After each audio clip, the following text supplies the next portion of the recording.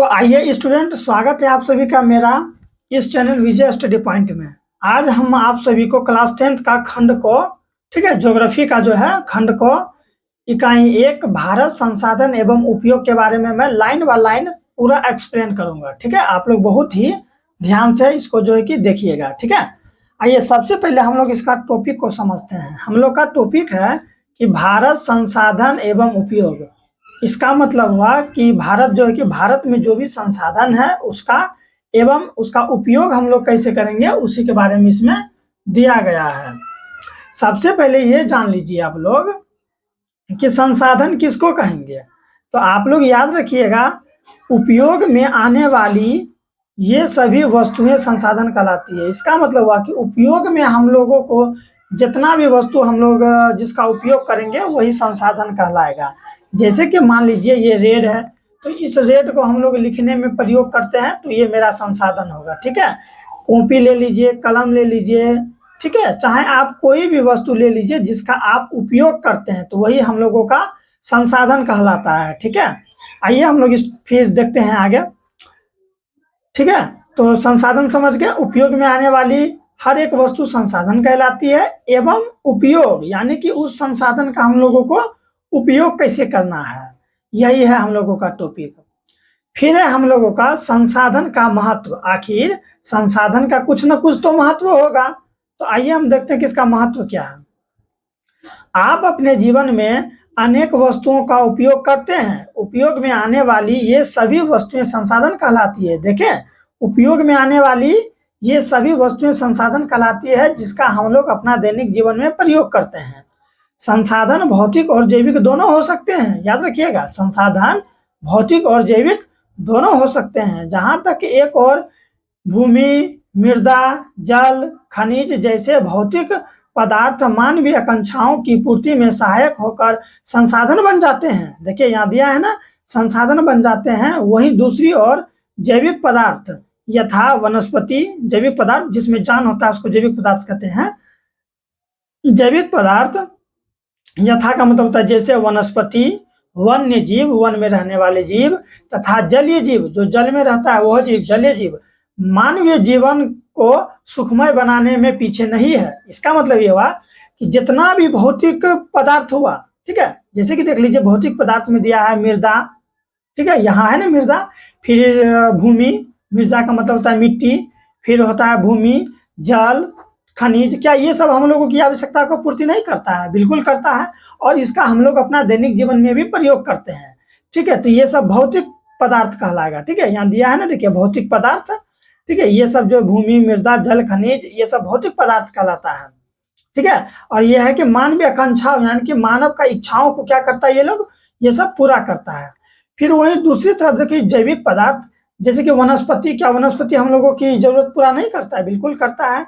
फिर दिया वन्य जीव, वन में रहने वाले जीव भी हमारी आवश्यकताओं को पूर्ति करता है। फिर यहाँ पर देखिए दिया है जलीय जीव, क्या जल में रहने वाले जीव हमारी जो है कि आवश्यकताओं की पूर्ति नहीं करता है? बिल्कुल करता है, तथा हम उनका उपयोग भी करते हैं अपना दैनिक जीवन में। मानवीय जीवन को सुखमय बनाने में पीछे नहीं है। ठीक है, यानी ये सब चीज भी हम लोगों का जीवन सुखमय बनाने में मतलब ऐसे समझिए बहुत ही आगे है। आइए अब हम आगे समझते हैं। देखिए यहाँ दिया गया है उपरोक्त भौतिक, उपरोक्त का मतलब हुआ जो ऊपर दिया गया था, उपरोक्त भौतिक एवं जैविक दोनों पदार्थ तकनीक के सहारे ही जीवन उपयोगी हो पाते हैं। देखिए जितना भी संसाधन है ना, तो उसका हम लोग प्रयोग कब करेंगे?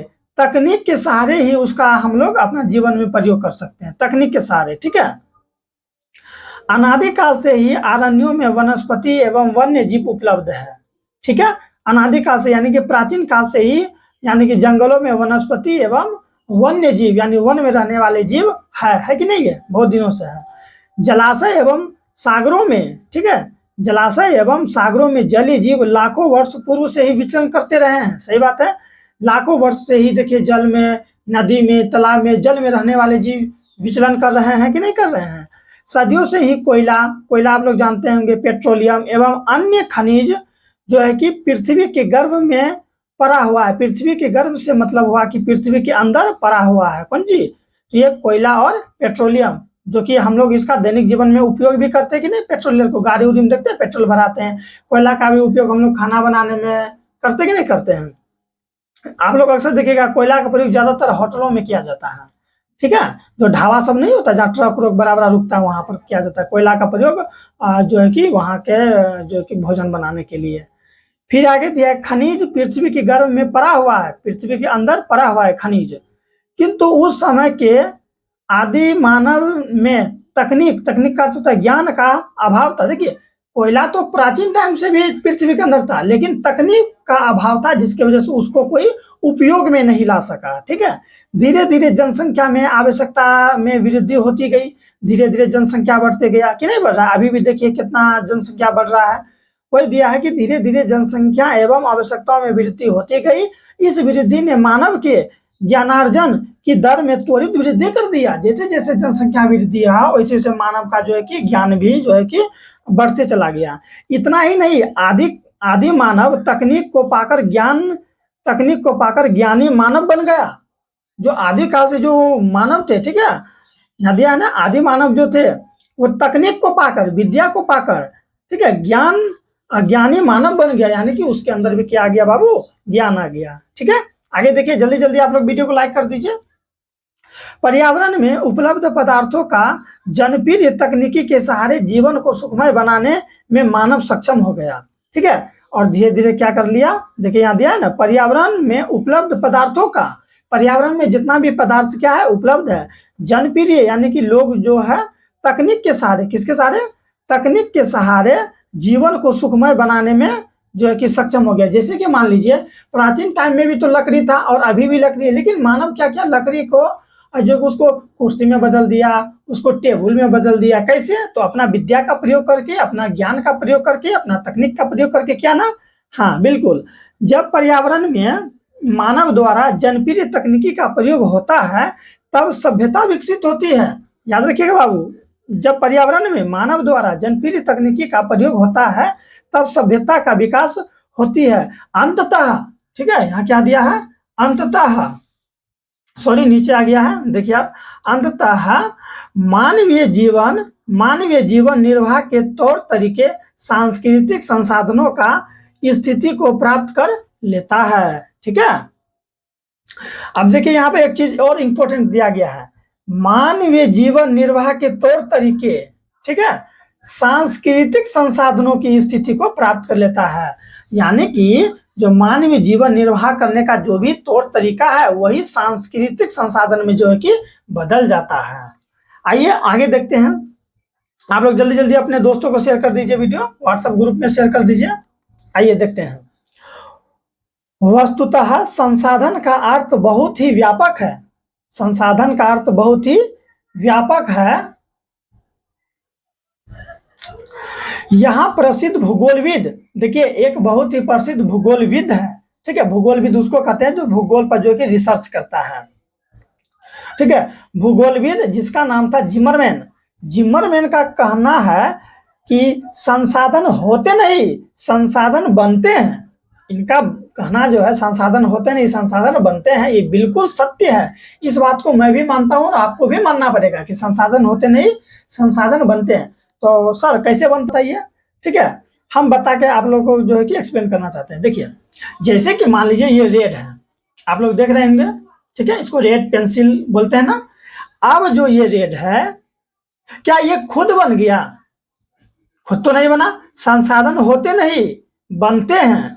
ये जो संसाधन है ये अभी क्या कर रहा है, हम अभी आप लोग को संसाधन की परिभाषा बताए थे, ठीक है, क्या बताए थे, उपयोग में आने वाली हर एक वस्तु क्या है, उपयोग में आने वाली हर एक वस्तु, ठीक है, संसाधन कहलाती है। तो ये देखिए क्या है, रेड है, ठीक है, इसमें जो लगा है लकड़ी और यहाँ पर जो देखिए ये जो ग्रेफाइट है, इसके अंदर जो ये ग्रेफाइट है ये जो लगा हुआ है जिससे हम लोग लिखते हैं, क्या ये लोग खुद ब खुद आया है क्या, इसको कोई ना कोई मनुष्य इसके अंदर डाला है, यानी कि संसाधन होते नहीं संसाधन बनते हैं, यानी कि इसको बनाया गया है, इसको बनाया गया है किसी मशीन के माध्यम से, तकनीक के माध्यम से इसको बनाया गया है, ठीक है। क्योंकि देखिए इसके अंदर जो ग्रेफाइट, ये ग्रेफाइट कहीं और होगा, ये जो ऊपर में जो ये लकड़ी लगा हुआ है लकड़ी कहीं और होगा, फिर इसको तकनीक के माध्यम से इसको बनाया गया है, इसलिए हम कह सकते हैं संसाधन होते नहीं संसाधन को बनाना पड़ता है। इसी तरह ये किताब देखिए हमारी जो कि आवश्यकता को पूर्ति करता है। ये तो पहले देखिए आखिर ये जो बना है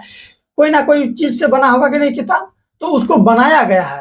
ठीक है, इसी तरह आप लोग जैसे कि बल्ब देख लीजिए, टीवी देख लीजिए, ये सब का हम लोग अपना दैनिक जीवन में प्रयोग करते हैं। तो संसाधन होते नहीं, संसाधन बनते, यानी कि उसको बनाना पड़ता है। ठीक है, आइए हम लोग आगे देखते हैं। फिर यहाँ पर दिया गया है कि वर्तमान परिवेश में सेवा को भी संसाधन माना गया है, यानी कि प्रेजेंट टाइम में जो सेवा होता है हम लोग को, सेवा को भी संसाधन माना गया है। सोचिए हम लोग किसी का सेवा जो करते हैं ना, वो भी क्या कहलाता है, संसाधन कहलाता है। जैसे कि देखिए कोई गायक या कवि या चित्रकार अपने क्रियाकलाप से धनार्जन या स्वयं को संतुष्ट करता है कि नहीं करता है। जैसे देख लीजिए, मान लीजिए कोई गायक है, वो कहीं गाना गाया, तो गाना गाया तो उसको 2 पैसा हुआ, तो धनार्जन वही हुआ, धन को अर्जित करता है क्रियाकलाप के माध्यम से, यानी वो गाना गाया, या कोई कवि है, कोई अच्छा कविता लिखा, उसके माध्यम से वो पैसा कमा रहा है। चित्रकार है, कोई चित्र बनाया, चित्र को बेचकर वो पैसा कमा रहा है, तो क्रियाकलाप के माध्यम से धनार्जन कर रहा है। यानी अब उसके पास धन आएगा तो वो अपनी आवश्यकताओं को पूर्ति कर लेगा। ठीक है, जैसे ठीक है, आवश्यकताओं की पूर्ति करेगा कि नहीं करेगा। तो हम लोग उसको कह सकते हैं कि वर्तमान परिवेश में सेवा को भी संसाधन माना गया है। ठीक है, अगर मान लीजिए पैसा नहीं कमाए तो कोई बात नहीं, क्या गायक गाना को गा के अपने आप को संतुष्ट नहीं कर सकता है? यहाँ दिया गया है ना, संतुष्ट करता है, यानी अपने आप को संतुष्ट करता है। कभी कभी आप ही देखिएगा, कोई अच्छा गाना गाइएगा तो आपको भी बहुत अंदर अंदर अच्छा लगता है, यानी कि आपके अंदर कला है, आप उसको गाएं तो आपको खुद अच्छा लगा, यानी आप अपने आवश्यकताओं को खुद पूर्ति किए ना। और संसाधन का एक और परिभाषा है कि जो मानवीय आवश्यकताओं को पूर्ति करे, मानवीय आवश्यकताओं को पूर्ति करे, उसे संसाधन कहते हैं। तो देखिए हम लोग गाना गाएंगे तो हम लोग को अंदर अंदर खुशी मिलेगा, हमारी आवश्यकताओं का पूर्ति हो जाएगा, तो हम लोग उसको क्या कहेंगे, उसको भी हम लोग संसाधन कर सकते हैं, यानी कि सेवा को भी संसाधन कहेंगे। तथा उनके द्वारा ये कार्यकलाप भी, ठीक है, उनके द्वारा कार्यकलाप का मतलब होता है जो वो काम करता है, उनके द्वारा कार्यकलाप संसाधन कहलाएंगे। दिया है ना, कवि का कविता रचना, ठीक है, चित्रकार की चित्रकारी, गायक की गायिका भी संसाधन है। ठीक है बाबू, सच तो यह है कि मानव स्वयं भी संसाधन है। जो हम लोग हैं बाबू, जो आप जो वीडियो देख रहे हैं, मानव अभी तो मानव हुए कि नहीं हुए। सच तो यह है कि मानव स्वयं भी संसाधन है, आप खुद एक संसाधन है, क्योंकि इनके पास ज्ञान तकनीक होता है। क्या आपके पास ज्ञान नहीं है? क्या हमारे पास ज्ञान नहीं है? क्या हम लोग के मम्मी पापा के पास तकनीक ज्ञान नहीं है? बिल्कुल है। तो मानव भी क्या होगा, संसाधन होगा। तकनीक होता है जिसके सहारे वह किसी भी वस्तु को उपयोगी बना सकता है। ठीक है, जैसे कि मान लीजिए हम लोगों के घर में चावल है, क्या हम लोग चावल से देखते हैं, उसको पका के खीर बना लेते हैं चावल और दूध के माध्यम से, यानी उपयोगी बनाए कि नहीं बनाए, और उपयोग में तो है ही, और उपयोगी बना दिए। कोई मान लीजिए लकड़ी है, लकड़ी को काट कूट के मान लीजिए हम लोग पीढ़िया बना लिए, पीढ़िया जानते हैं ना आप लोग, जिस पर हम लोग बैठते हैं, पीढ़िया बना लिए, या फिर मान लीजिए लकड़ी को काट कूट के एक कुर्सी बना लिए। तो किसके माध्यम से?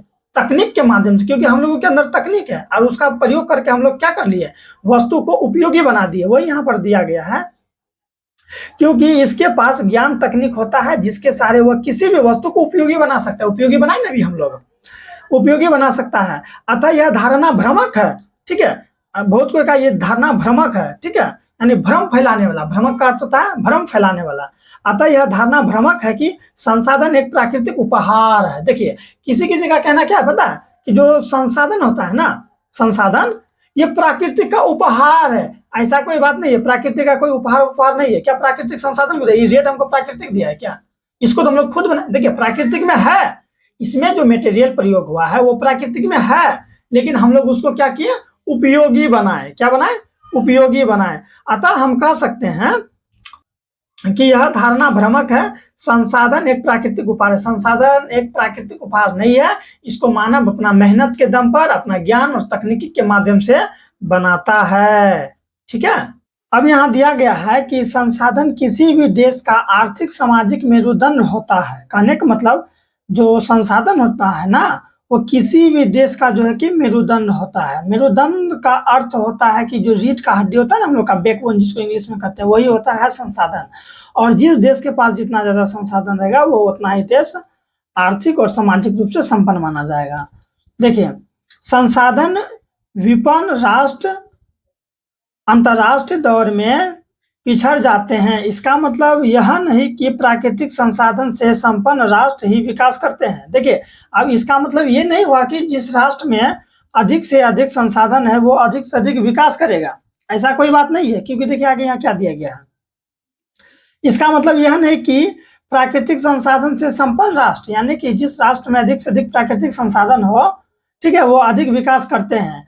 जैसे कि जापान एक ऐसा देश है जो कि प्राकृतिक संसाधन में अत्यंत विपन्न है। विपन्न मतलब आप मानिए तो नहीं है, ठीक है। कहाँ पर? जापान में प्राकृतिक संसाधन नहीं है, ठीक है। वहां पर मतलब है, उतना ज्यादा नहीं है, ठीक है, किंतु इसके मानव संसाधन तकनीकी दृष्टि से इतने सबल है कि यह देश उपलब्ध सभी पदार्थों का विवेकपूर्ण उपयोग कर विकसित देशों के श्रेणी में खड़ा है, ठीक है। मतलब यह हुआ कि जापान के पास, ठीक है बाबू लोग, याद रखिएगा आप लोग, जापान के पास उतना संसाधन तो नहीं है, लेकिन उसके पास तकनीक है, ठीक है, तकनीक है। और वो क्या करता है, उसके पास जो भी है उसी को बहुत ही अच्छा ढंग में बदल के जो कि अपने देश को आगे बढ़ाता है। हम कह सकते हैं कि जिस देश के पास संसाधन नहीं है वो भी विकसित देश के अंतर्गत आ सकता है। क्यों? अपना तकनीकी का प्रयोग करके। आइए हम लोग आगे देखते हैं। फिर आगे दिया कि अतः किसी भी देश के विकास में भौतिक एवं जैविक संसाधन के साथ साथ मानव संस्थाएं भी बहुत भूमिका होती है, ठीक है।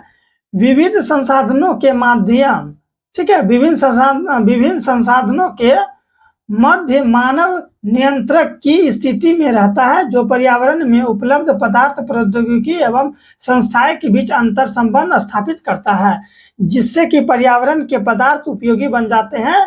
और हम जैसे कि हम लोग यहाँ देख सकते हैं, चित्र 1.1 में समझा जा सकता है। देखिए ये जो मानव है, आप लोग देखिए यहाँ पर, ये जो मानव है इसका पर्यावरण के साथ भी संबंध है, संस्था के साथ भी संबंध है और प्रौद्योगिकी के साथ भी संबंध। क्योंकि जितनी भी संस्था है उसको कौन चलाता है? मानव ही चलाता है कि नहीं चलाता है। प्रौद्योगिकी को भी जो है कि वो मानव के अंतर्गत ही प्रौद्योगिक होता है, तकनीक होता है, ठीक है। पर्यावरण भी जो है कि मानव के अंतर्गत ही रहेगा, ठीक है। यानी कि पर्यावरण, प्रौद्योगिकी एवं संस्था, ये तीनों जो दिख रहा है आपको, ठीक है, इसका कहीं ना कहीं संबंध किससे है? मानव से है, ठीक है। अब हम लोग का यहाँ देखिए आगे दिया गया है संसाधनों का वर्गीकरण, ठीक है। संसाधनों का वर्गीकरण, संसाधनों के वर्गीकरण निम्नलिखित आधार पर है, ठीक है। पहला देखो क्या दिया है, उत्पत्ति के आधार पर संसाधन के प्रकार जो कि जैव और अजैव कहलाएंगे। उपयोगिता के आधार पर नवीकरणीय और अनवीकरणीय। पूछेगा आपसे कि उपयोगिता के आधार पर संसाधन के प्रकार, तो आप बोलिएगा दो कौन कौन? नवीकरणीय और अनवीकरणीय होता है। फिर दिया स्वामित्व के आधार पर, ठीक है। स्वामित्व के आधार पर व्यक्तिगत, सामुदायिक, राष्ट्र और अंतरराष्ट्रीय होता है, ठीक है। मैं इन सबों के बारे में आगे विशेष चर्चा करूंगा। देखिए अब हम लोग का यहाँ पे एक चीज देखिए फिर और है कि विकास की स्थिति में, ठीक है, विकास की स्थिति के आधार पर संभाव्य, फिर विकसित, भंडार और संचित, ठीक है, ये संसाधन के प्रकार होते हैं। अब देखिए ये इस चार्ट के माध्यम से आप समझ सकते हैं कि क्या क्या दिया गया है, ठीक है। आइए समझाते हैं हम। ये संसाधन है, थोड़ा किताब में, ठीक है, दिखने में कुछ अजीब लग रहा है, इसमें आप लोग अपना अपना बुक में देख लीजिए। ये जो संसाधन है, संसाधन के दो प्रकार होते हैं, प्राकृतिक संसाधन, मानवीय संसाधन। कौन कौन? प्राकृतिक संसाधन, मानवीय संसाधन।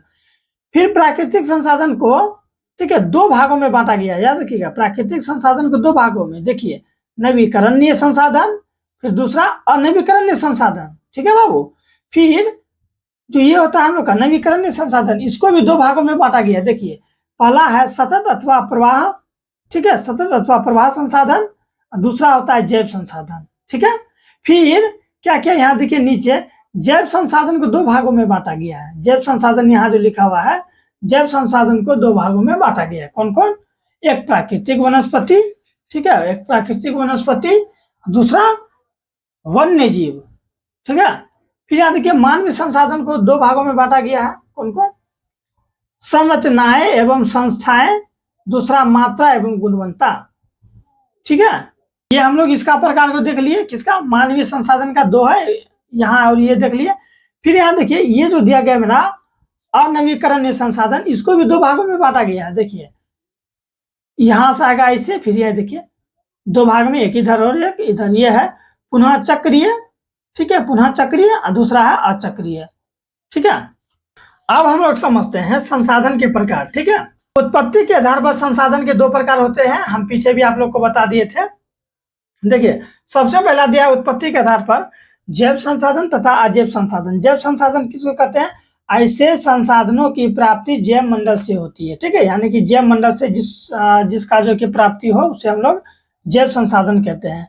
इनमें सजीव के लक्षण मौजूद होते हैं, जैसे कि मनुष्य, वनस्पति, मत्स्य यानी मछली, पशुधन एवं अन्य प्राणी समुदाय। समझ गए?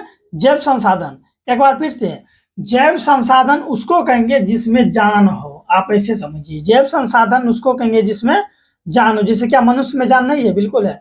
वनस्पति में भी जान माना जाता है। ठीक है, आप लोग याद रखिएगा। फिर भले इसमें जान नहीं है, लेकिन इसमें देखो सजीव के लगभग गुण मिलते हैं, क्योंकि इसमें वृद्धि होता है, विकास होता है, जनन होता है, इसलिए माना जाता है। फिर मत्स्य यानी मछली, क्या मछली में जान नहीं है? बिल्कुल है। पशुधन, पशुधन किसको कहते हैं? जैसे कि बकरी, गाय, घोड़ा, ये सब पशुधन कहलाते हैं। एवं अन्य प्राणी समुदाय, अन्य प्राणी समुदाय वो जैव संसाधन कहलाते हैं। आप लोग याद रखिएगा, जिसमें जान हो वो जैव संसाधन, और जिसमें जान नहीं हो वो अजैव संसाधन। देख लीजिए, अजैव संसाधन निर्जीव वस्तु के समूह को अजैव संसाधन कहा जाता है। निर्जीव वस्तु, ये देख रहे हैं, ये निर्जीव है ना, ये अजैव संसाधन होगा। जैसे चट्टान, धातु एवं खनिज, चट्टान दे दिया, धातु, धातु लोहा टीना जो होता है ना, फिर खनिज, कोई भी खनिज ले लीजिए, वो अजैव संसाधन कहलाते हैं। ठीक है, आगे देखते हैं। याद रखिएगा कि उत्पत्ति के आधार पर संसाधन के कितने प्रकार? दो। कौन कौन? जैव संसाधन तथा अजैव संसाधन।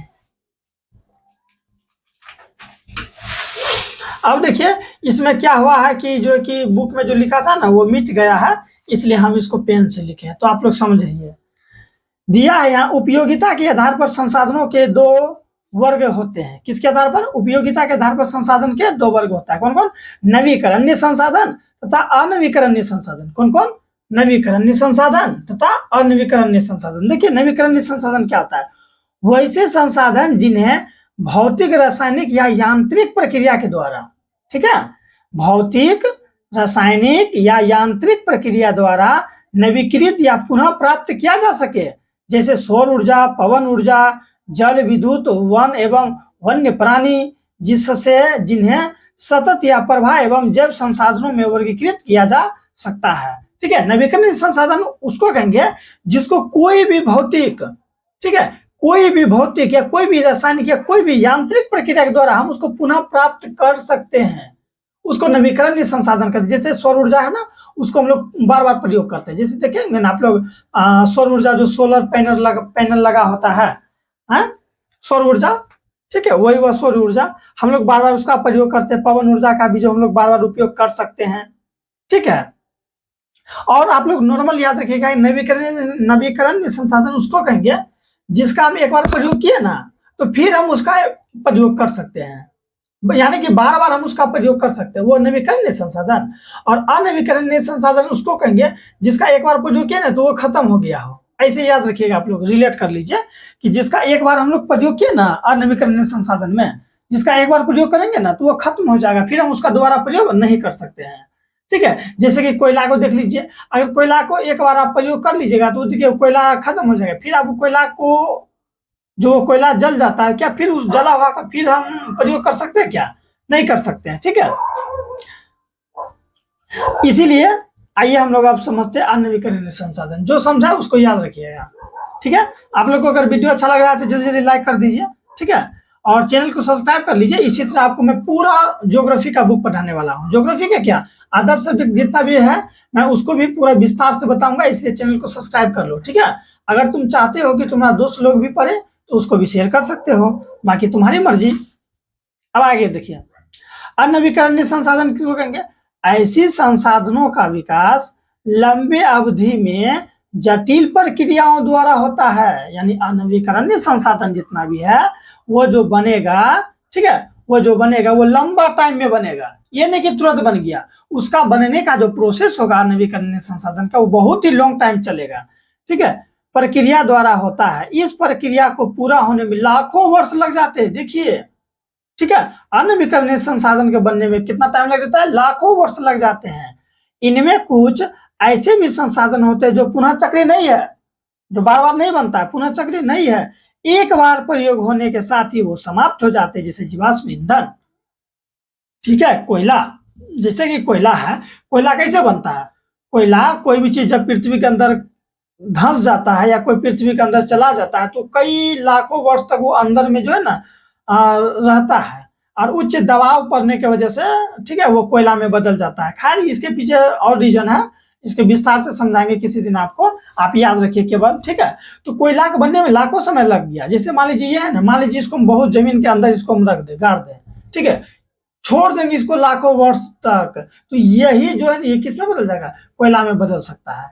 ठीक है, पेट्रोलियम से भी कुछ इसी तरह से बनता है। ठीक है, तो ये अनवीकरणीय संसाधन हुआ, क्योंकि इसका अगर हम लोग एक बार प्रयोग कर लेंगे, पुनः हम उसका प्रयोग नहीं कर सकते हैं, इसीलिए उसको हम लोग कहेंगे अनवीकरणीय संसाधन।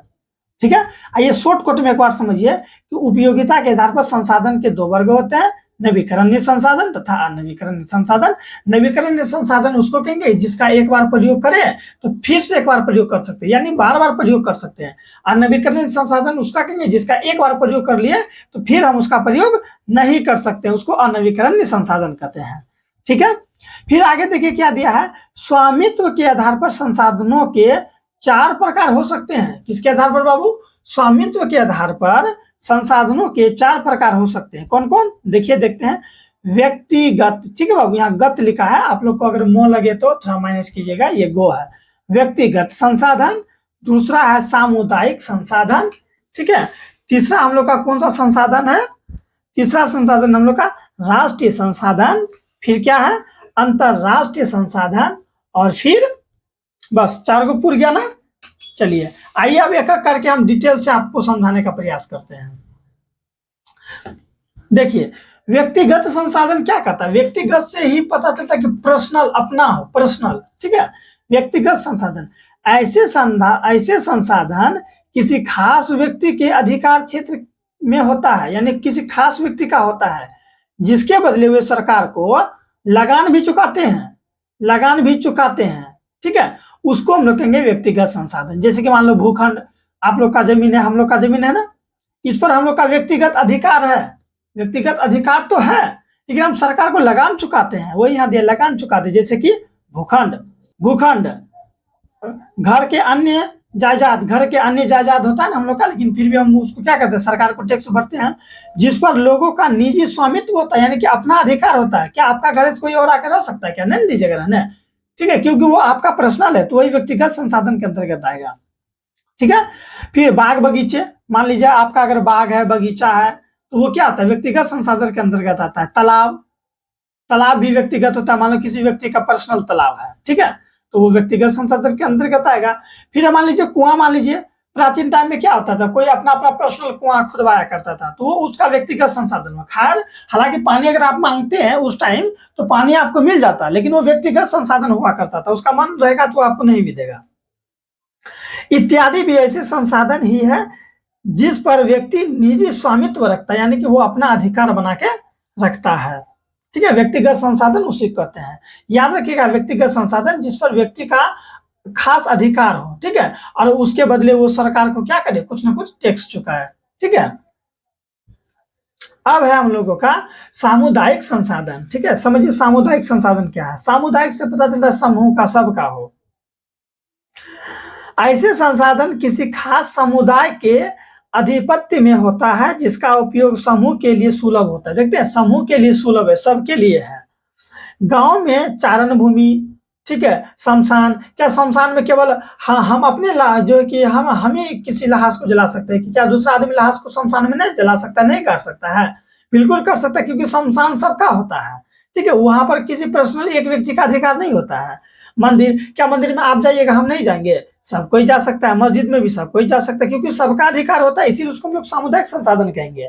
ठीक है, सामुदायिक भवन का अर्थ होता है घर जहाँ रहते हैं, लेकिन ये भवन दूसरा हो गया। सामुदायिक भवन जहाँ पर सभी को जाके बैठे उठे, ठीक है, वही सामुदायिक भवन होता है, उस पर सभी का अधिकार होता है। तालाब, मान लो तालाब भी सार्वजनिक होता है। ठीक है, वही हुआ तालाब। फिर ये सब हो गया गांव के इलाकों में। अब देखिए नगरीय क्षेत्र में, नगरीय क्षेत्र का मतलब है कि नगर वाले क्षेत्र में, नगरीय क्षेत्र में इस प्रकार के संसाधन सार्वजनिक पार्क, ठीक है। यानी कि नगर में सामुदायिक संसाधन के अंतर्गत क्या क्या आएगा? सार्वजनिक पार्क, पार्क समझते हैं जहाँ सब कोई घूमने जाता है, वो सार्वजनिक पार्क हो गया। एक होता है प्राइवेट पार्क, जहाँ पर आप घूमिएगा तो आपको बदले में टिकट देना पड़ेगा, लेकिन ये सार्वजनिक पार्क है। फिर पिकनिक स्थल जहाँ पिकनिक मनाते हैं, ठीक है। अच्छा एक चीज बताता आप लोग, पिकनिक को हिंदी में क्या कहते हैं? पिकनिक को हिंदी में क्या कहते हैं, बता सकते हैं? बोलिए, पिकनिक को हिंदी में क्या कहते हैं? पिकनिक को हिंदी में वनभोज कहते हैं, याद रखिएगा। पिकनिक को हिंदी में क्या कहते हैं? वनभोज, ठीक है। वन जंगल, ठीक है, वनभोज। अब आगे देखिए, यहाँ दिया गया है खेल मैदान। खेल का मान लीजिए कोई मैदान है, वहां पर भी जो है कि सबका अधिकार है, सामुदायिक संसाधन के अंतर्गत आएगा। मंदिर, मस्जिद, गुरुद्वारा एवं गिरजाघर के रूप में ये संसाधन संबंधित समुदाय के लोगों के साथ सर्वसुलभ होता है, ठीक है। तो ये अभी जो हम पढ़े, गांव में भी हम पढ़ लिए सामुदायिक संसाधन, और नगरीय क्षेत्रों में भी हम लोग देख लिए कि सामुदायिक संसाधन क्या होता है। अब हम लोग देखेंगे राष्ट्रीय संसाधन क्या होता है, ठीक है बाबू। जब लाइन बाय लाइन पढ़ रहे हैं तो वीडियो थोड़ा सा लॉन्ग जाएगा, तो आप लोग चिंता मत कीजिए, ठीक है। आप लोग बारीकी से समझिए, ठीक है। शोरगुल में अगर बैठे हुए हैं तो आप कहीं एकांत जगह में बैठ के पूरा वीडियो को देखिए, आपको पूरा समझ में आ जाएगा। चैप्टर कहीं भी और दूसरा वीडियो देखने की आवश्यकता नहीं है। फिर राष्ट्रीय संसाधन। सर राष्ट्रीय संसाधन किसको कहेंगे? चलिए देखिए, कानूनी तौर पर देश का राष्ट्र के अंतर्गत सभी उपलब्ध संसाधन राष्ट्र संसाधन है। अगर कानूनी तौर पर बात करें तो देश या राष्ट्र के अंतर्गत, देश या राष्ट्र के अंदर में आने वाले सभी उपलब्ध संसाधन राष्ट्रीय संसाधन है। कानून के हिसाब से बात करें तो जितना भी राष्ट्र के अंदर जितना भी संसाधन है, सब पर जो है कि सरकार का हक है, इसलिए उसको राष्ट्रीय संसाधन कहेंगे। देश की सरकार, याद रखिएगा, देश की सरकार को वैधानिक हक है, देश की सरकार को वैधानिक हक है कि वे व्यक्तिगत संसाधन का अधिग्रहण आम जनता के हित में कर सके। देखिए, आम जनता के हित में वो कर सके। फिर आगे दिया है कि आपने अपने गांवों या आसपास के क्षेत्रों में भी शहरी विकास प्राधिकरण का, ठीक है, प्राधिकरण का बोर्ड देखा होगा। इसे सरकार ने भूमि अधिग्रहण करने हेतु अधिकृत किया है। ये भूमि सहित अन्य नगरीय संसाधनों का विकास करता है। क्या करता है? नगरीय संसाधन का विकास करता है। आइए एक छोटा सा एग्जाम्पल समझते हैं राष्ट्रीय संसाधन का। जैसे कि आप लोग देखते होंगे, मान लीजिए कहीं पर रोड बन रहा है, और उस सड़क के रोड के जो है ना बगल में एक घर है, रोड के बगल में एक घर है। अगर मान लीजिए वो रोड को चौड़ा करेगा और सरकार को मतलब कि आपका घर हटाना होगा तो वो हटा सकता है, क्योंकि राष्ट्र के अंतर्गत आने वाले सभी चीज क्या है? राष्ट्रीय संसाधन है। इसीलिए सरकार आपको हटा सकती है, बदले में आपको जुर्माना देके मतलब कि पैसा देगा और कहेगा कि आप कहीं और घर बना लीजिए। क्योंकि हम अभी बोले ना, जनता के हित के लिए सरकार अगर चाहेगी तो वो क्या कर सकता है? आपसे जो भी चीज बने वो ले सकता है, चाहे वो जमीन हो, चाहे उसको कोई भी चीज हो, ठीक है। राष्ट्रीय संसाधन के अंतर्गत आ गई ये सब चीज। अब आगे दिया अंतरराष्ट्रीय संसाधन क्या होता है, समझिए। ऐसे संसाधनों का नियंत्रण अंतरराष्ट्रीय संस्थाएं करती है। यानी कि अंतरराष्ट्रीय संस्था का जो है कि, ठीक है, नियंत्रण कौन करता है? अंतरराष्ट्रीय संस्था करती है। तट रेखा से, याद रखिएगा, तट का तट किनारा, तट रेखा से 200 किलोमीटर की दूरी छोड़कर खुले महासागरीय संसाधनों पर किसी देश का आधिपत्य नहीं होता है। ऐसे संसाधन का उपयोग सिर्फ अनुसंधान हेतु तो अंतरराष्ट्रीय संस्थाओं के सहमत से किसी राष्ट्र द्वारा किया जा सकता है। आप लोग याद रखिएगा, ठीक है। अंतरराष्ट्रीय संस्था को, अंतरराष्ट्रीय संस्था का देखिए क्या होता है, हम बताते हैं आपको। जैसे कि मान लीजिए ये कोई बहुत बड़ा नदी है, ठीक है, ये दिख रहा है आप लोग को, ये मान लीजिए ये नदी है। अब मान लीजिए ये कोई तट है, ठीक है, ये कोई तट है। अब इस तट से लेके 200 किलोमीटर की दूरी पर, ठीक है, राष्ट्र का अधिकार होगा, ठीक है। ये 200 किलोमीटर मान लिया जाए, 200 किलोमीटर। इस तट से लेके, जो तट किनारा है, मान लीजिए बहुत बड़ा महासागर है, ये तट से लेके ये 200 किलोमीटर अगर अंदर जाएंगे ना, तो यहाँ पर राष्ट्र का अधिकार होता है। लेकिन 200 किलोमीटर के बाद का जो जगह होगा, जैसे ये सब जगह हो गया, इस पर आपका अधिकार नहीं होगा, इस पर अंतर्राष्ट्रीय संस्था का अधिकार होगा। और इस पर अगर कोई भी चीज अगर मान लीजिए आपको करना होगा, तो अंतर्राष्ट्रीय संस्था से जो कि मीटिंग होगा, बैठक होगा, बातचीत करेंगे, तब यहाँ पर हम लोग कुछ कर सकते हैं। ठीक है, वही यहाँ पर दिया गया, आप लोग याद रखिएगा। अब हम लोग देखेंगे कि विकास के स्तर पर भी संसाधन को 4 वर्गों में वर्गीकृत किया गया है। याद रखिएगा, किसके स्तर पर? विकास के स्तर पर। विकास का स्तर में कितने वर्गों में? 4 भागों में वर्गीकृत किया गया है। आइए देखते हैं कौन कौन। सबसे पहला है हम लोगों का संभावी संसाधन, दूसरा है विकसित संसाधन, ठीक है, फिर तीसरा है हम लोगों का भंडार संसाधन, फिर संचित कोष संसाधन। ठीक है, ये 4 प्रकार हो गया। आइए एक एक करके अब हम लोग देखते हैं।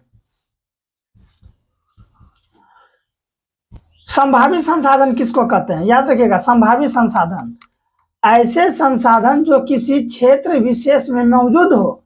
याद रखिएगा, ऐसे संसाधन जो किसी क्षेत्र विशेष में मौजूद हो, जिसे उपयोग में लाए जाने की संभावना रहती है, इसका उपयोग अभी तक नहीं किया गया है। मतलब कि देखिए, वो संसाधन जो है, ऐसे संसाधन जो हम लोग के पास मौजूद है, ठीक है, तथा उसका उपयोग में लाने की संभावना है, यानी कि चांस है कि उसको हम लोग उपयोग में लाएंगे, लेकिन अभी तक लाए नहीं है।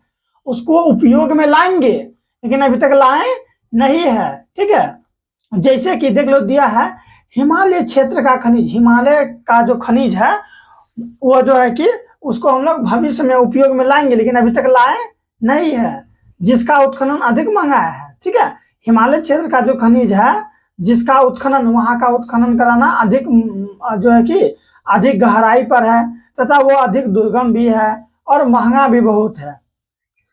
उसी प्रकार राजस्थान एवं गुजरात क्षेत्र में पवन और सौर ऊर्जा भी है कि असीम संभावना है, यानी वहां पर बहुत है, परंतु अभी तक उनका सही रूप से विकास नहीं हो पाया है। वही कहलाता है संभावी संसाधन। एक बार फिर समझ लीजिए, संभावी संसाधन उसको कहेंगे यानी कि वो हम लोगों के पास है, मौजूद है, लेकिन अभी तक हम उसका उपयोग में नहीं लाए। क्यों नहीं लाए हैं? क्योंकि उसका उत्खनन, उसको वहां से निकालने का प्रोसेस बहुत ही महंगा है। ठीक है, और दुर्गम भी है, जहां तक हम पहुंच नहीं पाते हैं। ठीक है, लेकिन हम वहां तक पहुंच भी नहीं पा रहे हैं, क्योंकि हम लोग के पास अभी उतना तकनीक नहीं है। हो सकता है फ्यूचर में हम लोग वहां से संसाधन को निकाल सके। वही होता है संभावी संसाधन। फिर आता है हम लोगों का विकसित संसाधन। ठीक है बाबू, विकसित संसाधन ऐसे संसाधन जिसका सर्वेक्षणोपरांत उपयोग हेतु मात्रा एवं गुणवत्ता का निर्धारण हो चुका है। ठीक है, यानी कि ऐसे संसाधन जिसका सर्वेक्षण हो चुका है तथा वो कितना मात्रा में है तथा उसका क्या गुणवत्ता है, इसका निर्धारण हो चुका है, उसी को हम लोग क्या कहते हैं? विकसित संसाधन कहते हैं। वो याद यह है कि पूर्व में भी यह बताया जा चुका है कि संसाधन का विकास तकनीक और उनकी संभाव्यता पर निर्भर होगी। ठीक है, यानी कि तकनीक पर जो है कि उनका क्या होगा? सभ्यता पर निर्भर होगा। अब हम लोगों का भंडार संसाधन। समझिएगा, भंडार संसाधन किसको कहेंगे? ऐसे संसाधन पर्यावरण में उपलब्ध है। ठीक है, भंडार संसाधन ऐसे संसाधन पर्यावरण में उपलब्ध होते हैं तथा मानवीय आवश्यकताओं की पूर्ति में सक्षम है। ठीक है, मानवीय आवश्यकता की पूर्ति में सक्षम है। उपयोग हेतु उपयुक्त प्रौद्योगिकी के अभाव में इन्हें केवल भंडारित संसाधन के रूप में देखा जाता है। इसको केवल भंडार के रूप में उसको देखा जाता है। उदाहरण के लिए जैसे कि जल जो होता है उसमें हाइड्रोजन एवं ऑक्सीजन का यौगिक है, जिसमें ऊर्जा उत्पन्न की असीम क्षमता छिपी हुई है, लेकिन उच्च दबाव, उच्च तकनीक के अभाव में ऐसे संसाधन का उपयोग हम लोग नहीं कर पा रहे हैं। समझिएगा, भंडारित संसाधन किसको कहते हैं? जैसे कि आप लोग सभी को पता है कि जल जो होता है, जल का रासायनिक सूत्र क्या होता है? H2O होता है ना। इसमें देखिए हाइड्रोजन भी है और ऑक्सीजन भी है, ठीक है, जल में हाइड्रोजन भी है और ऑक्सीजन भी है। क्या हम जल से हाइड्रोजन को अलग और ऑक्सीजन को अलग कर सकते हैं? यानी कि अभी देखिए भारत में कितना जल है, चारों तरफ जल ही जल है कि नहीं है, उसमें हाइड्रोजन होता है और ऑक्सीजन होता है। क्या हम लोग के पास कोई ऐसा तकनीक है जिससे कि हम लोग क्या कर सके, जल से हाइड्रोजन को अलग और ऑक्सीजन को अलग कर सके? तो ऐसा हम लोगों के पास अभी तक तकनीक नहीं है, लेकिन हम लोग के पास ये जो संसाधन है, ठीक है, ये भंडारित है। यानी कि जल में हाइड्रोजन भी है, ऑक्सीजन भी है, भंडार के तौर पर है, लेकिन हम लोग इसको अलग नहीं कर सकते क्योंकि हम लोग के पास उतना तकनीक नहीं है। वो ये भंडारित संसाधन कहलाता है। फिर है आगे संचित कोश संसाधन। क्या होता है संचित कोश संसाधन? वास्तव में ऐसे संसाधन भंडार संसाधन के ही अंश होते हैं, यानी भंडार संसाधन का ही ये अंश है जिसमें उपलब्ध तकनीक के आधार पर प्रयोग में लाया जा सकता है। तकनीक के आधार पर, यानी कि हम लोग तकनीक के आधार पर प्रयोग में ला सकते हैं। इनका तत्काल उपयोग प्रारंभ नहीं हुआ है और इसका जो है कि उपयोग अभी तक नहीं हुआ है। यह भविष्य की पूंजी मानी जाती है। संचित कोश संसाधन भविष्य की पूंजी मानी जाती है। नदी जल भविष्य में विद्युत जल उत्पन्न करेगा। सही बात है कि नहीं है? अभी देखिए नदी का जो जल है, मान लीजिए अभी उसका उतना ज्यादा उपयोग नहीं हो रहा, लेकिन भविष्य में उसी जल का उपयोग बिजली के उत्पादन में होगा, बिल्कुल होगा, और जिससे कि सरकार को अधिक से अधिक पूंजी मिलेगा। यहाँ दिया ना पूंजी है, हाँ, उत्पन्न करने हेतु प्रयुक्त है। वर्तमान में इसका उपयोग अत्यंत सीमित है। ऐसा नहीं कि अभी नदियों से बिजली उत्पन्न नहीं की जा रही है, की जा रही है, लेकिन बहुत ही कम मात्रा में। इसका उपयोग अत्यंत ही सीमित है। ऐसे संसाधन वन में या बांधों में जल के रूप में संचित है। देखिए कहाँ कहाँ संचित है, ऐसे संसाधन वन में, जंगल में और बांधों में जो है कि अधिक से अधिक मात्रा में जल वहां पर क्या है, संचित है, यानी कि जमा है, ठीक है, जिसका प्रयोग भविष्य में होगा। क्या करने के लिए? तो बिजली उत्पादन करने के लिए। अब है संसाधन नियोजन, ठीक है, ये बहुत टॉपिक है, एग्जाम में आता है कि संसाधन नियोजन क्या है, तो आप लोग याद रखिएगा। अभी मैं आपको समझा रहा हूँ, मैं लाइन बाय लाइन बता रहा हूँ, इसलिए वीडियो थोड़ा लंबा होगा, ठीक है। आप लोग मैनेज कीजिएगा, कोशिश कीजिए कि चैनल को सब्सक्राइब कर लें। संसाधन नियोजन, संसाधन का विवेकपूर्ण उपयोग ही संसाधन नियोजन है, ठीक है। संसाधन का अगर आप विवेकपूर्ण उपयोग कीजिएगा, मतलब कि अगर उसको सही रूप से उपयोग कीजिएगा, तो वही क्या कहलाता है, संसाधन नियोजन कहलाता है। देखिए है ना, संसाधन का विवेकपूर्ण उपयोग ही संसाधन नियोजन है। वर्तमान परिवेश में संसाधनों का विवेकपूर्ण उपयोग हमारे सामने चुनौती बनकर खड़ा है। संसाधनों के विवेकपूर्ण दोहन हेतु सर्वमान्य रणनीति तैयार करना संसाधन नियोजन का प्रथम प्राथमिकता है, ठीक है। संसाधन का विवेकपूर्ण हम लोग को क्या करना चाहिए, प्रयोग करना चाहिए। संसाधन नियोजन किसी भी राष्ट्र के विकास के लिए आवश्यक होता है। चाहे किसी भी राष्ट्र हो, चाहे कोई भी देश हो, संसाधन का नियोजन अति आवश्यक है। नियोजन मतलब उसका सही रूप से उपयोग करना, चाहे भारत हो चाहे कोई और देश हो। भारत जैसे देश के लिए यह अपरिहार्य है, ठीक है, भारत जैसे देश के लिए यह अपरिहार्य है, जहाँ संसाधन की उपलब्धता में अत्यधिक विविधता के साथ साथ सघन जनसंख्या व्याप्त है। और हम लोग के पास क्या है, जनसंख्या कितना अधिक है। और आप लोग को जानकर आश्चर्य होगा कि जनसंख्या की दृष्टि से भारत अब 1 नंबर पर आ गया है। कौन? भारत। जनसंख्या की दृष्टि पर पहले चीन था, अब भारत आ चुका है। तो सोचिए इतना पॉपुलेशन है, तो संसाधन का अगर विवेकपूर्ण उपयोग नहीं करेंगे तो सभी व्यक्ति में ये डिस्ट्रीब्यूट कैसे होगा, कैसे बटेगा सभी व्यक्तियों में। इसीलिए संसाधन का विवेकपूर्ण और सही रूप से उपयोग करना चाहिए, ताकि हम लोग का आने वाला वंशज भी इसका सही रूप से उपयोग कर सके। यहाँ कोई कहाँ थे हम लोग, हाँ, जहाँ संसाधन की उपलब्धता में अत्यधिक विविधता के साथ साथ सघन जनसंख्या व्याप्त है। यहाँ कई ऐसे प्रदेश है, देखो दिया गया है ना, यहाँ कई ऐसे प्रदेश है जो संसाधन संपन्न है। भारत में कई ऐसे राज्य हैं जहाँ पर कौन सी है, संसाधन संपन्न है, यानी कि संसाधन उसके पास है। कई ऐसे भी प्रदेश है जो संसाधन की दृष्टि में काफी विपन्न है, लेकिन बहुत सारा ऐसा भी प्रदेश है जहाँ पर संसाधन वहां पर उतना ज्यादा नहीं है। कुछ ऐसे भी प्रदेश है जहाँ एक ही प्रकार के संसाधन का प्रचुर भंडार है और अन्य दूसरे भंडारों में वह गरीब है, जैसे कि झारखंड, मध्य प्रदेश और छत्तीसगढ़, ठीक है, छत्तीसगढ़ आदि ऐसे प्रदेश है जहाँ खनिज एवं कोयला प्रचुर भंडार है। देखिए दिया गया है कि अभी जो हम बताएं यहाँ पर आप लोग को, हम प्रदेश का नाम जो बताएं, जैसे कि झारखंड हो गया, मध्य प्रदेश हो गया, छत्तीसगढ़ हो गया, आदि ऐसे प्रदेश हैं जहाँ खनिज एवं कोयला प्रचुर भंडार है, यानी कि अधिक मात्रा में है, प्रचुर भंडार है। उसी प्रकार बिहार भी चूना पत्थर एवं पाइराइट जैसे खनिजों में धनी है। यानी कि कई भारत में जो जितने भी राज्य हैं, कई कई राज्य में एक ही प्रकार के खनिज पाए जाते हैं, कई प्रकार में एक से अधिक पाए जाते हैं। कई राज्यों में तो खनिज बहुत है, कई में नहीं है, ठीक है, कहीं है कहीं नहीं है, किसी के पास है तो बहुत है, किसी के पास नहीं है, ठीक है।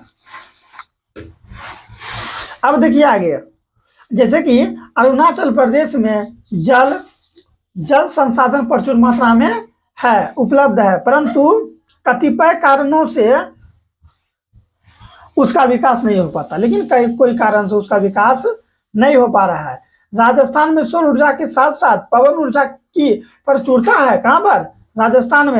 राजस्थान में सौर ऊर्जा के साथ साथ पवन ऊर्जा अत्यधिक है, परंतु यह राज्य जल संसाधन की दृष्टि से अति निर्धन है। देख लिए ना, अभी हम तुरंत आप लोग को बोले थे किसी के पास कोई चीज है तो किसी के पास कोई चीज नहीं है। जैसे कि राजस्थान के पास सौर ऊर्जा के साथ साथ पवन ऊर्जा है, लेकिन वहां पर क्या नहीं है, जल संसाधन की दृष्टि में अति जो है कि वहां पर निर्धन है। जल संसाधन यहाँ की आप लोग को पता भी होगा कि राजस्थान में जल बहुत कम है, अति निर्धन है। भारत के अंतर्गत लद्दाख, ठीक है, लद्दाख आप अगर मैप में देखेंगे ना सबसे ऊपर होता है। भारत के अंतर्गत लद्दाख जैसे भी क्षेत्र हैं जो शीत मरुस्थल के रूप में अन्य भागों से अलग अलग हो गए हैं, लेकिन यह प्रदेश सांस्कृतिक विरासत का धनी है, सांस्कृतिक विरासत का धनी है। कौन? लद्दाख। यहाँ जल, महत्वपूर्ण खनिज एवं मौलिक अवसंरचना की बहुत कमी है, अतः राष्ट्रीय, प्रांतीय तथा अन्य स्थानीय स्तरों पर संसाधनों के समायोजन एवं संतुलन के लिए संसाधन नियोजन की अनिवार्य आवश्यकता है। अब हम लोग भारत में संसाधन नियोजन को देखेंगे। इससे पहले हम लोग संसाधन नियोजन को देखें, अब देखेंगे कि भारत में संसाधन नियोजन को। संसाधन नियोजन एक जटिल प्रक्रिया है, याद रखिएगा आप लोग, संसाधन नियोजन एक जटिल प्रक्रिया है। इसके लिए आवश्यक क्रियाकलाप आवश्यकता होती है, ठीक है, इसके लिए आवश्यक क्रियाकलाप की आवश्यकता होती है। ये क्रियाकलाप संसाधन नियोजन के सोपान है। सोपान का अर्थ होता है सीढ़ी, ठीक है, ये क्रियाकलाप संसाधन नियोजन के सोपान होते हैं। इन सोपानों के सहारे किसी देश में उपलब्ध संसाधन का दुरुपयोग कर उस देश की उन्नति का मार्ग प्रशस्त किया जा सकता है। इसके बाद दिया है कि संसाधन नियोजन के सोपान को निम्न रूपों में बांटकर अध्ययन किया जा सकता है। यानी कि संसाधन नियोजन का जो समझिए उसका जो सीढ़ी है संसाधन नियोजन का, उसको हम लोग निम्न रूपों में बांट लिए हैं और उसके बाद उसका हम लोग अध्ययन करेंगे, ठीक है। आइए देखते हैं। पहला है देश के विभिन्न प्रदेशों में संसाधन की पहचान कराने के लिए सर्वेक्षण करना। यानी कि देश के विभिन्न प्रदेश, अलग अलग प्रदेश में देखना है कि संसाधन की पहचान करना है तथा उसका सर्वेक्षण करना है, जांच करना है। दूसरा है सर्वोच्च, ठीक है, सर्वेक्षोपरांत, ठीक है, सर्वेक्षोपरांत मानचित्र तैयार करना, ठीक है, यानी कि सर्वेक्षण करके उसका मानचित्र तैयार करना एवं संसाधनों का गुणवत्ता एवं संसाधनों का गुणात्मक एवं मात्रात्मक आधार पर मापन का आकलन करना। फिर है ग नंबर हम लोग का, संसाधन विकास योजनाओं को मूर्त रूप देने के लिए उपयुक्त प्रौद्योगिकी, कौशल एवं संस्थागत नियोजन के रूप में रेखा तैयार करना। फिर है घ नंबर हम लोगों का कि राष्ट्रीय विकास योजना एवं संसाधन विकास योजना के मध्य समन्वय स्थापित करना। ये था हम लोगों का क्या, संसाधन, भारत में संसाधन नियोजन। अब देखिए हम लोग का यहाँ क्या है, हमारे देश में स्वतंत्रता प्राप्ति के बाद से ही संसाधन नियोजन के लक्षित उद्देश्य को हासिल करने का प्रयास किया जा रहा है। इस संदर्भ में भारत सरकार प्रथम पंचवर्षीय योजना से ही प्रयासरत है। ठीक है, संसाधन नियोजन का उद्देश्य कब से शुरू से ही चलते आ रहा है हम लोगों के देश में, स्वतंत्रता प्राप्ति के बाद से, कि संसाधन का कैसे सही रूप से प्रयोग करें। भारत सरकार प्रथम पंचवर्षीय योजना, देखिए प्रथम पंचवर्षीय योजना जब बना था ना, तभी से ही संसाधन का जो है कि बचाने का प्रयास किया जा रहा है। किसी भी इकाई पर विकास हेतु संसाधन का आवश्यक शर्त है, किंतु प्रौद्योगिकी एवं संस्थानों में वांछित परिवर्तनों के अभाव में केवल संसाधनों की उपलब्धता से विकास संभव नहीं है। ठीक है, आज भी हमारे देश में ऐसे कई राज्य हैं जहां संसाधन की प्रचुरता के बाद भी आर्थिक रूप से पिछड़े राज्य में इनकी गणना की जाती है। इसके विपरीत कुछ ऐसे भी राज्य हैं जो संसाधन के अभाव में भी आर्थिक रूप से विकसित है। बताया जा रहा है कि बहुत सारा ऐसा राज्य है जहां पर, ठीक है, जहां पर संसाधन तो है लेकिन फिर भी वो आर्थिक रूप से विकसित नहीं है। लेकिन बहुत सारा ऐसा राज्य है जहां पर संसाधन नहीं होने के बावजूद भी वो आर्थिक रूप से विकसित माना जाता है। ठीक है, अब हम लोग का नेक्स्ट टॉपिक संसाधन का संरक्षण। ठीक है, संसाधन का संरक्षण यानी संरक्षण का मतलब होता है बचाव, कि संसाधन को हम लोग कैसे बचाएंगे। सभ्यता एवं सांस्कृतिक के विकास में संसाधनों की अहम भूमिका होती है, किंतु संसाधनों का विवेकपूर्ण या अतिशय उपयोग विविध प्रकार के सामाजिक, आर्थिक, सांस्कृतिक एवं पर्यावरणीय समस्याओं को जन्म देती है। देखें क्या बोला है कि संसाधनों का अविवेकपूर्ण या अतिशय उपयोग, अगर संसाधन का अविवेकपूर्ण उपयोग करेंगे, ठीक है, और आवश्यकता से अधिक अगर उपयोग करेंगे तो वो सामाजिक, आर्थिक एवं सांस्कृतिक पर्यावरण की समस्या बन जाएगी। ठीक है, समस्या को जन्म दे देगी। इन समस्या को समाधान हेतु विभिन्न स्तरों पर संरक्षण की आवश्यकता होती है। यानी कि अगर आप चाहते हैं कि संसाधन संरक्षित रहे, संसाधन जो है कि, ठीक है, संसाधन का कोई दुरुपयोग नहीं करे, तो हम लोगों को क्या करना पड़ेगा, संसाधन को सही रूप से उपयोग करना पड़ेगा। फिर है, इन समस्याओं के समाधान हेतु विभिन्न स्तरों पर संरक्षण की आवश्यकता होती है। संसाधन का नियोजन एवं विवेकपूर्ण उपयोग ही संरक्षण कहलाता है। यहाँ दिया गया है ना कि संसाधनों का नियोजित एवं, यानी कि संसाधन जो भी है उसका नियोजित एवं विवेकपूर्ण, यानी विवेक से प्रयोग करेंगे, अच्छा से प्रयोग करेंगे, विवेकपूर्ण उपयोग ही संरक्षण कहलाता है। संसाधन का सही रूप से प्रयोग करना ही संसाधन संरक्षण कहलाता है। प्राचीन काल से ही संसाधनों का संरक्षण समाज सुधारकों, नेताओं, चिंतकों एवं पर्यावरणविदों के एक चिंतनीय ज्वलंत विषय रहा। यानी कि प्राचीन काल से ही कई सारा समाज सुधारक, नेतागण सभी मिलकर क्या करते आ रहे हैं, संसाधन को बचाते आ रहे हैं। इस संदर्भ में महान दार्शनिक एवं चिंतक, ठीक है, देखिए यहाँ क्या दिया, महान दार्शनिक एवं चिंतक महात्मा गांधी के विचार प्रासंगिक है। देखिए वो क्या कह रहे हैं महात्मा गांधी जी, हमारे पास पेट भरने के लिए बहुत कुछ है। ये कथन किसका है, प्रश्न पूछेगा कि हमारे पास पेट भरने के लिए बहुत कुछ है लेकिन पेट भरने के लिए नहीं, ये कथन किसका है, तो महात्मा गांधी का है। ठीक है, ये सब जो है कि महात्मा गांधी हो गए तथा बहुत सारा ऐसा जो है कि नेतागण हो गए जो कि कई सारे आंदोलन चला के संसाधन को क्या करते थे, बचाते थे। जैसे आगे भी हम लोग देखेंगे, जैसे कि यहाँ दिया है मेघा पाटेकर का, ठीक है, नर्मदा बचाओ आंदोलन, ठीक है, नर्मदा बचाओ अभियान। ये मेघा पाटेकर क्या करते थे, नर्मदा को जो कि बचाने का काम किए बहुत ही। फिर सुंदरलाल बहुगुणा जी चिपको आंदोलन एवं संदीप पांडे द्वारा वर्षा जल संचय पर, ठीक है, वर्षा जल संचय कर कृषि भूमि का विस्तार, संसाधन संरक्षण की दिशा में अत्यंत सराहनीय कदम उठाए हैं। मतलब कि जो कि नर्मदा बचाओ आंदोलन, प्रश्न बनेगा कि नर्मदा बचाओ आंदोलन बोले या फिर अभियान बोले, ठीक है, बोलेगा ये कौन चला रहे थे, तो मेघा पाटेकर। फिर प्रश्न पूछेगा कि चिपको आंदोलन को कौन हैंडल कर रहे थे, सुंदरलाल बहुगुणा।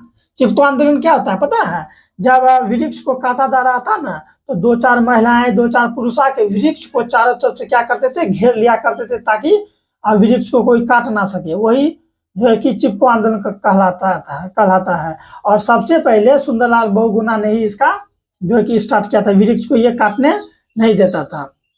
तो ये सब देखे सुंदरलाल बहुगुणा, मेघा पाटेकर, ये सब क्या किए, ये सब पर्यावरण में मौजूद संसाधन को बचाने का काम किए। फिर आगे है, गांधी जी जैसे कई चिंतकों का मानना है कि मानव का स्वार्थ और लालची प्रवृत्ति तथा, देखिए मानव का स्वार्थ, जो स्वार्थ होता है उसके अंदर लालच होता है ना, स्वार्थ और लालची प्रवृत्ति तथा अत्यधिक तकनीकी की शोषणात्मक क्रियाकलाप संसाधन की तीव्रतम ह्रास के लिए मजबूर कर देता है। यानी कि मानव का लालच, ठीक है, मानव का लालच, स्वार्थ, यही सब क्या करता है कि संसाधन को विनाश कर देता है। आगे दिया है, गांधी जी मशीन द्वारा उत्पादन के घोर विरोधी थे। यानी गांधी जी जो भी मशीन से कोई भी चीज बनते थे उसका विरोध करते थे। वे बड़े जन समुदाय द्वारा उत्पादन में समर्थक थे, ठीक है। और क्या कहते हैं, जो आदमी लोग जो भी चीज उत्पादन करते थे उसका वो हेल्प करते थे, लेकिन अगर मशीन के द्वारा कोई चीज बनता था तो उसका वो तिरस्कार करते थे। जिससे एक बड़ी आजादी को बेरोजगारी जैसे सामाजिक कोड से बचाया जा सके। उनका मानना था कि इस प्रक्रिया में श्रमिकों में कार्य दक्षता के विकास में वृद्धि होगी और संसाधनों के विदोहन पर भी विराम लग जाएगा, ठीक है, लग सकेगा। अब देखिए आगे क्या हम लोग का, संसाधन के संरक्षण हेतु अंतर्राष्ट्रीय स्तर पर अनेक सम्मेलन हुए, ठीक है, ताकि संसाधन बच जाए तो अंतर्राष्ट्रीय स्तर पर जो है कि अनेक सम्मेलन हुए।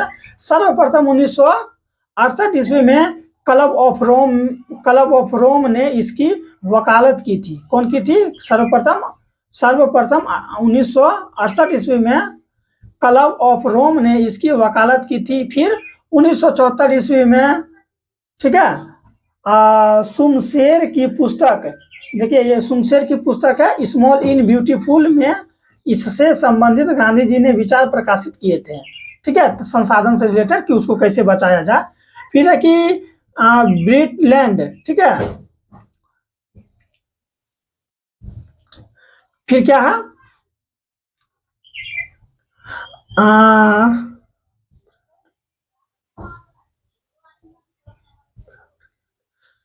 फिर है ब्रंटलैंड आयोजन द्वारा प्रस्तुत 1987 का प्रतिवेदना भी संसाधन संरक्षण के संबंध में विश्व जगत की दृष्टि खोलने में कारगर सिद्ध हुआ।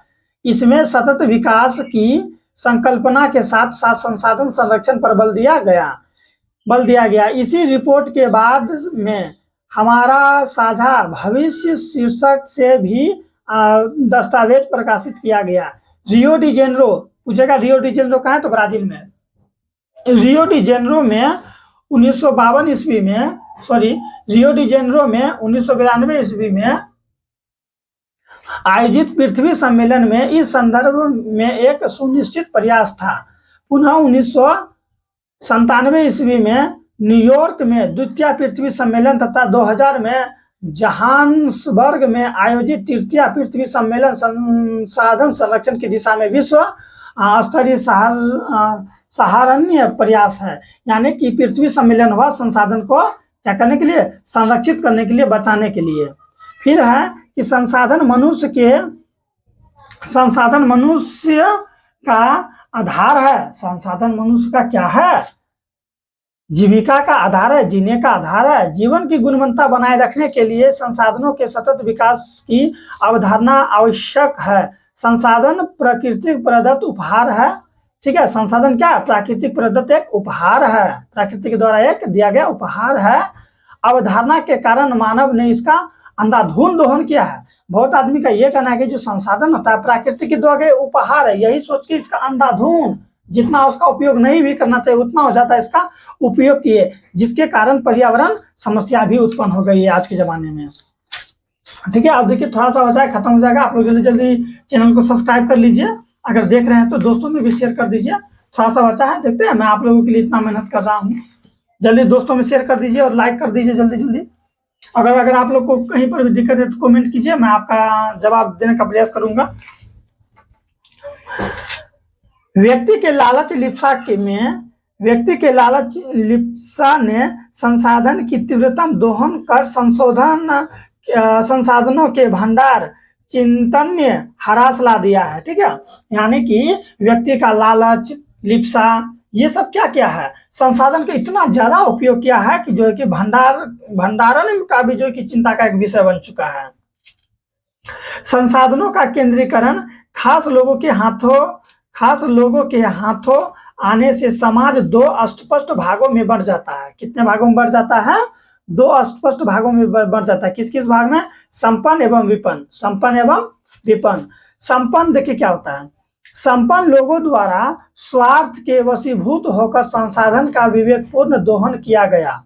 ठीक है, जो लोग संपन्न है वो क्या करते हैं, स्वार्थ की वजह से, अपना स्वार्थ की वजह से वशीभूत होकर संसाधन का विवेकहीन दोहन करता है। विवेकहीन दोहन किया, जिससे कि विश्व परिस्थिति में घोर संकट की स्थिति उत्पन्न हो गई। इतना ज्यादा उपयोग किया ना उसका कि घोर संकट जैसी स्थिति उत्पन्न हो गई। भूमंडलीय तापन ओजोन क्षय, ठीक है, यहाँ ओजोन होगा, ठीक है, ओजोन क्षय, पर्यावरण प्रदूषण, मृदा क्षरण का मतलब होता है कि मिट्टी में जब क्षार का मात्रा बढ़ जाए, मृदा क्षरण, भूमि विस्थापन, ठीक है, भूमि थोड़ा इधर उधर होने लगा, मतलब मिट्टी, ठीक है, अम्ल वर्षा भी होने लगा। असमय ऋतु परिवर्तन, समय से पहले देखते हैं ना, अभी भी ऋतु परिवर्तन हो रहा है। इसका कहीं ना कहीं उद्देश्य वही है कि विवेकपूर्ण संसाधनों का उपयोग, ठीक है। असमय परिवर्तन ऋतु जैसे परिस्थितियां संकट पृथ्वी पर व्याप्त सभ्यता संस्कृति को निगल जाने के लिए तैयार है। अगर इन स्वार्थ तत्वों या देशों द्वारा अनवरत विदोहन चलता रहा तो पृथ्वी का जैव संसार विनाश हो जाएगा। ठीक है, अगर जिस तरह भी जो है कि हम लोग संसाधन का अति उपयोग कर रहे हैं, अगर उसी तरह चलते रहा तो जितना भी जैव संसार है, जितना भी जीवित लोग है, जितना भी जीवित प्राणी है, उसका विनाश होते समय नहीं लगेगा। इसलिए अभी भी टाइम है हम लोगों को कि किसी भी चीज का जो है कि सही रूप से उपयोग करें। फिर आगे दिया है, उपरोक्त परिस्थितियों में निजात पाने एवं विश्व शांति के लिए जैव जगत को गुणवत्ता पूर्वक जीवन लौटाने के लिए सर्वप्रथम समाज में संसाधनों का न्याय संगत बंटवारा अपरिहार्य है। दूसरे शब्दों में संसाधन का नियोजन उपयोग होना चाहिए, यानी कि जितना भी संसाधन है उसका विवेकपूर्ण उपयोग करना चाहिए, जितना जरूरी है उतना ही करना चाहिए। साथ ही साथ संसाधन को हमको बचाना भी चाहिए। इससे पर्यावरण में बिना क्षति पहुंचाए भविष्य की आवश्यकताओं को मद्देनजर रखते वर्तमान विकास को कायम रखा जा सकता है। यानी कि हमको जो करना है करें, ठीक है, जो काम आपको करना है कीजिए, या हमको जो काम करना है करेंगे, लेकिन संसाधन का कोई नुकसान नहीं पहुंचना चाहिए। जितना भी संसाधन है उसको नुकसान नहीं पहुंचना चाहिए। भविष्य का जो है कि ध्यान रखते हुए जो है कि किसी भी चीज का उपयोग करना चाहिए। जैसे मान लीजिए अगर अभी हम आवश्यकता से अधिक वृक्ष काट लेंगे और वृक्ष काट के मान लीजिए हम लोग टेबल कुर्सी बना लेंगे, तो आने वाला समय में सोचिए वृक्ष जब नहीं रहेगा तो ऑक्सीजन लेवल घटेगा कि नहीं घटेगा, वायु मतलब कि वातावरण का टेम्परेचर बढ़ जाएगा, वर्षा जो है कि होगा नहीं, काफी गर्मी होगी। इसीलिए जो है कि हमको काम तो करना ही है, लेकिन भविष्य को नजरअंदाज नहीं करना है, भविष्य को ध्यान में रखना है। इसी तरह आप रख लीजिए, जैसे कि जल का अभी मान लीजिए हम लोग अति उपयोग करते हैं, तो अगर अभी आप जल का अति उपयोग कीजिएगा तो हो सकता है आने वाला समय में हमको स्वच्छ जल पीने को ना मिले। इसीलिए सही रूप से उसका उपयोग करना चाहिए। ऐसी धारणा ही सतत विकास कही जाती है। ऐसी धारणा ही क्या कहलाती है? जो ऐसी धारणा रखते हैं मन में कि हर कुछ सही रूप से चले, सुचारू रूप से, ऐसी धारणा ही सतत विकास कही जाती है। ठीक है बाबू, ऐसी धारणा, जो ऐसा सोच जो रखा है, यही सतत विकास कही जाती है। इससे वर्तमान विकास के साथ साथ भविष्य भी सुरक्षित रह सकता है। ठीक है, यानी कि आप लोग संसाधन का उपयोग कीजिए, लेकिन भविष्य को जो है कि ध्यान में रखते हुए, और ऐसा अगर आप धारणा रखते हैं, एक अच्छा धारणा रखते हैं, तो वही सतत विकास कहलाता है। ठीक है, इस तरह हम लोग का ये चैप्टर होता है समाप्त। तो थोड़ा सा यहाँ पे देखिए और दिया गया है स्मरणीय तथ्य है, आप लोग केवल याद रखिए। इसमें मैं आप लोगों को दो चीजें बताऊंगा, प्रथम पृथ्वी सम्मेलन, फिर देखिए यहाँ पर दिया गया थोड़ा सा है, देख लीजिए जल्दी, फिर है द्वितीय पृथ्वी सम्मेलन, फिर है तृतीय पृथ्वी सम्मेलन। यानी बता दें ना पृथ्वी सम्मेलन क्यों किया गया था, ताकि संसाधन को संरक्षित रखा जा सके। देखिए सबसे पहला दिया है प्रथम संसार, केवल मैं रीडिंग दे देता हूं, आप लोग देख लीजिए। प्रथम पृथ्वी सम्मेलन का आयोजन 3 से 14 जून 1992 ईस्वी को रियो डी जेनेरो में जो है कि किया गया, जिसमें विकास एवं विकासशील देशों के लगभग 178 प्रतिनिधियों ने भाग लिया। इस सम्मेलन में ग्लोबल वार्मिंग, वन संरक्षण, जैव विविधता कार्यक्रम 21 एवं रियो डी घोषणा पत्र का जो है कि समझौता किया गया। किसके तहत? तो जो कि प्रथम पृथ्वी सम्मेलन, और इसमें याद रखना है आपको कितने प्रतिनिधि ने भाग लिया था? लगभग 178 प्रतिनिधियों ने। कहां पर हुआ था? Rio de Janeiro. फिर है हम लोग का दूसरा, देखिएगा, द्वितीय पृथ्वी सम्मेलन। द्वितीय पृथ्वी सम्मेलन का आयोजन 23 से 27 जून 1997 को न्यूयॉर्क में प्रथम सम्मेलन में मूल्यांकन के लिए 5 वर्ष बाद आयोजन हुआ। 5 वर्ष के बाद आयोजन हुआ। इसे +5 सम्मेलन भी कहा जाता है। +5 सम्मेलन इसी को कहा जाता है। फिर है तृतीय पृथ्वी सम्मेलन। अब यही लास्ट तृतीय पृथ्वी सम्मेलन।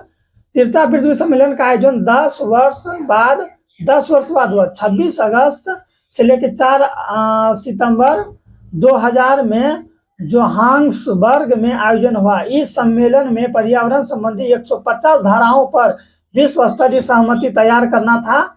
इस पर सम्मेलन का कोई परिणाम नहीं निकल सका। इस सम्मेलन में विश्व के विभिन्न देशों से लगभग 2000 प्रतिनिधियों ने भाग लिया। कितने हजार प्रतिनिधियों ने? 2000 प्रतिनिधियों ने भाग लिया। और आपको लास्ट यही याद रखना है कि प्रथम पृथ्वी सम्मेलन कब हुआ, कहाँ हुआ, ये देख लीजिएगा, यहाँ पर है। ठीक है, आप लोग नोट कर लीजिएगा बहुत ही अच्छा तरीका से। फिर दूसरा भी पृथ्वी सम्मेलन यहाँ, फिर तीसरा पृथ्वी सम्मेलन यहाँ। ठीक है, ये सब हटाइए। इस तरह हम लोग का ये चैप्टर होता है समाप्त। अब हम लोग प्रश्न उत्तर का तैयारी करेंगे, लेकिन उससे पहले आप लोग को अगर ये वीडियो अच्छा लगा होगा तो जल्द से जल्द मेरा चैनल को सब्सक्राइब कर लीजिए। ठीक है।